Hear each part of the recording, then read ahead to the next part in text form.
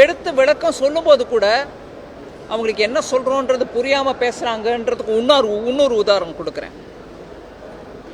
Deputy chief மினிஸ்டராக இருக்கக்கூடிய மாண்புமிகு முதலமைச்சருடைய மகன் பேசுகிறாரு, எஸ்ஐஆர்ன்றதை என்னன்னு அவருக்கு தெரியல. மன்னிச்சுக்காங்க, நான் தப்பாக சொல்கிறேன்னா. அவர் என்ன சொன்னார்? ஸ்பெஷல் இன்டென்சிவ் ரிவிஷன் சொல்லலைங்க, ஸ்பெஷல் இன்டென்சிவ் ரெஸ்ட்ரிக்ஷன் அப்படிங்கிறார். ரிவிஷனுங்க, ஓட் லிஸ்ட்டை ரிவைஸ் பண்ணுறது ஒவ்வொரு தேர்தலுக்கு முன்னாடியும் அதை மாற்றுவாங்க.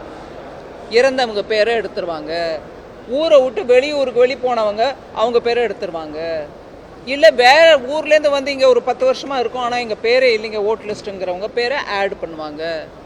இப்படியாக ஒவ்வொரு தேர்தலுக்கும் முன்னாக எலெக்ஷன் கமிஷன் ஒவ்வொரு தேர்தலுக்கும் முன்னாடி நடத்த வேண்டிய இன்னவே சொல்லணும்னா கட்டாயம் இருக்குது. அந்த நம்மளுடைய கான்ஸ்டிடியூஷனில் இருக்கக்கூடிய ப்ரொவிஷன்ஸ் நான் கான்ஸ்டிடியூஷனல் நம்பரோட கோட் பண்ணி உங்களுக்கு சொல்கிறேன். இது ஒவ்வொரு முறையும் ரிவிஷன் கான்ஸ்டிடியூஷனில் எலெக்ஷன் கமிஷன் செய்ய வேண்டிய கடமை அவங்களுக்கு இருக்குன்றது நம்ம அரசியல் அமைப்பு திட்டத்தில் சொல்கிறாங்க கிளியராக.